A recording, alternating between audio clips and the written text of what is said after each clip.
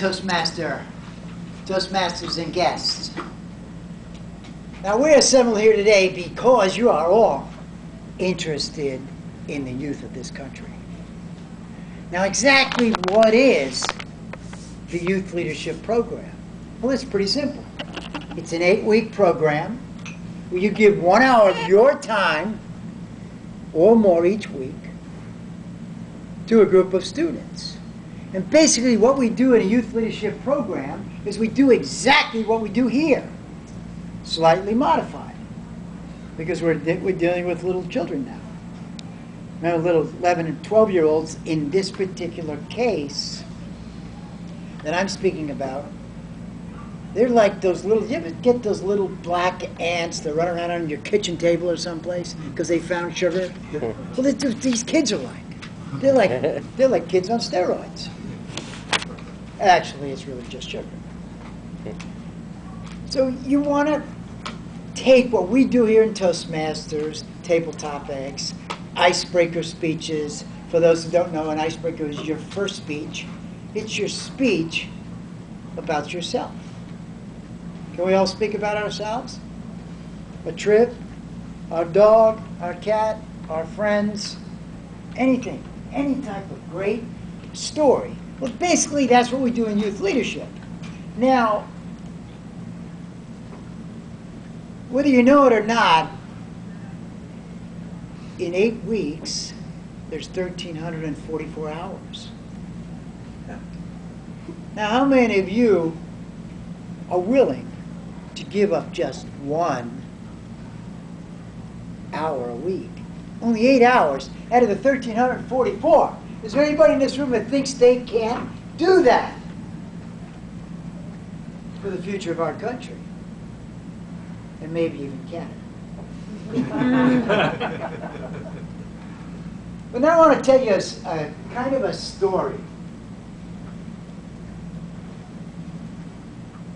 The story involves 2 gentlemen.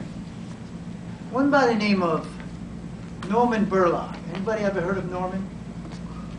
Nobody. Well, Norman is credited with saving the lives of, they claim, billions of people. Because he went into these impoverished countries and he taught people how to double their crops by the use of chemical fertilizers. Countries like Bangladesh and Pakistan and India. And for this, Mr. Burlock received a Nobel Prize. Now also there's a second story. The name of the gentleman is Muhammad Yunus. Has anybody heard of Muhammad? 1. Now Muhammad's story is just a little different. He was a professor of finance. And he sat in his office in the school in Bangladesh, and each day he looked out the window and he saw these people on the streets with nothing. And he said, what could I do to change their lives? So one day he decided, he dug into his wallet and he took out $2. And he went out on the street. And he went up to somebody and he offered to $2 as a business loan. Now, most of us know with $2 you can't even buy a cup of coffee, certainly not at Starbucks. But in Bangladesh, $2 could be like 100, maybe even 1,000. So with just a handshake, he made a deal. And those people went out and they took that $2 or that $5 or whatever it was, a very small amount of money, and they created their own little businesses. And you know what else amazing thing happened? They all paid back the money. Now today, we have what's called the Garment Bank. Some of you may have heard of it. in the theory of the Garment Bank is what we call microfinance. Now, there have been others also that have picked up on what the professor did and have created their own microfinance type ideas. So Muhammad also received a Nobel Prize.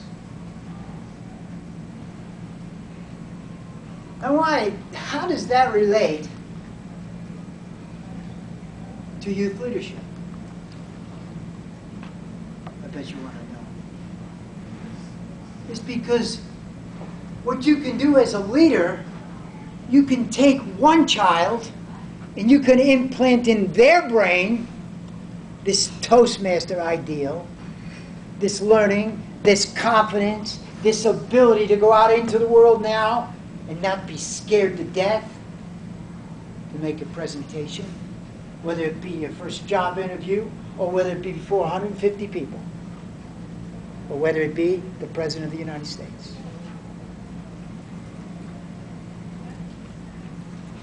So now let me just read you a letter that I received from one of my students, so you kind of know how I got to where I am at this point.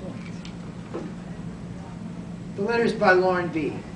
It says, "I love Toastmasters thanks to one special person, Mr. York. Over the past several weeks, our class have had the honor of the mentoring of Mr. York, Somerville, in Toastmasters Youth Leadership Program. Mr. York, as we called him, always came to our class with a positive attitude. It was almost like he enjoyed working with us. Something not many people would do. York taught us things like organization, organizing our speeches, being good listeners, voice projection, the use of gestures. We learned how to give and receive constructive criticism through our evaluation guide. Most importantly, he taught us speaking in front of people is not our number one fear. Number two being death, of course. At this time, we would like to show our appreciation to Mr. York with a few memorable gifts. Mr. York, please join me at the lecture. First, they gave me a shirt from the Pasadena family. Second, a stopwatch. That's so you no longer have to endanger your fancy phone. And third, a photo album, so you'll never forget us. And as Franklin Delano Roosevelt said this about public speaking: be sincere, be brief, and be seated. As I will. Now I want to just read a couple more of these letters. Now actually, I did forget the book with the photos tonight, so I'm using this as the book. All 26 students, along with their photos, wrote me a small letter, and they gave me this book in this presentation, and these are some of the letters. Stop. Yes, there you go. It's an iPad. It says, Mr. York, Toastmasters is awesome and you're awesome. Thank you for coaching us about speaking in table topics. You taught me a lot of weird facts about random things. Thank you for all you taught us.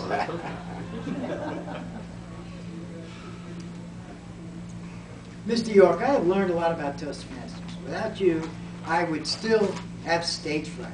But you helped me through it. You probably are the most funny and knowledgeable Toastmaster I've ever met. You're a friend of Bryson. Now I'm going to read you one of the best books.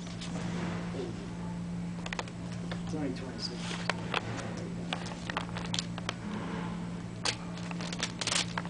Dear Mr. York, as you slide down the banister of life, may the splinters never point the wrong way.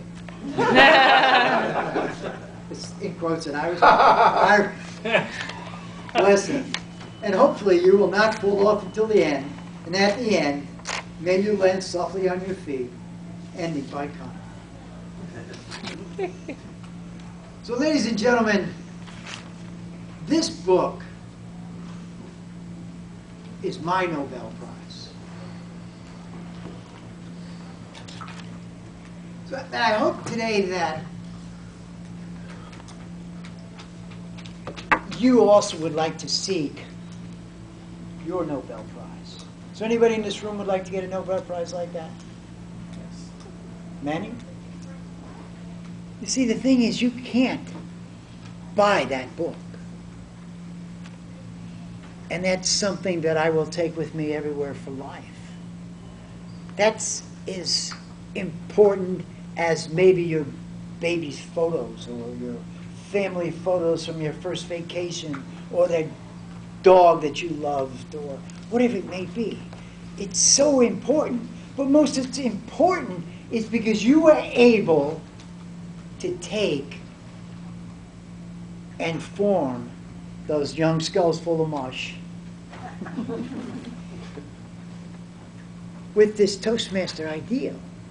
You're able to take your knowledge, your experience, your life, and mentor somebody else. And this is so important and so valuable.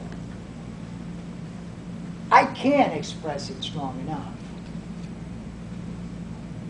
And I really do hope that some of you in this room will take this as a goal. Now, I do recommend a few things. First, I would not attempt this program without first have completed your first 10 speeches. Second, it's not easy. You have to be a teacher, in a sense. You have to be a Toastmaster, and you also have to be a disciplinarian.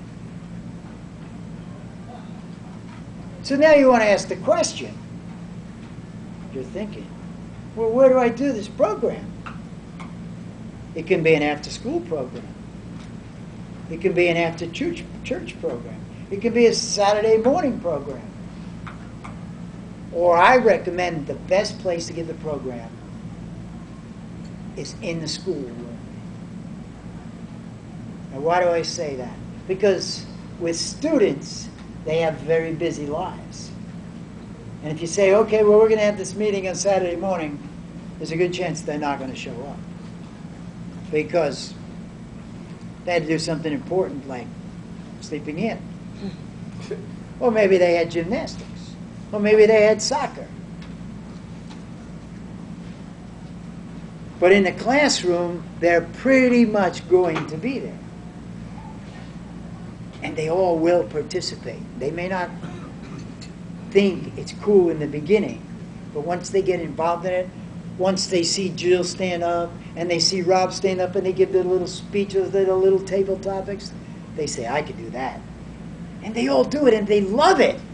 And they love evaluating each other. Because in the youth leadership manual that they get, there's also an evaluation page, just like we have evaluations with all the speeches that we do. They do the same thing. And it's great. And if you're lucky enough that you can get into a fundamental school, or it's a special program, you could get an hour and a half to 2 hours. Now, I had 26 students, and we had an hour and a half, and pretty much every single week, every student got to participate. They got to do a table topic, or a assigned speech, or to be an evaluator. Because first of all, they don't speak very long. It's more like table topics than this kind of speeches we're used to, because remember, they're 11, 12 years old. But it doesn't matter. The important point is that they're speaking, and they're overcoming that fear. So, ladies and gentlemen, that's all you need to do to win your Nobel Prize.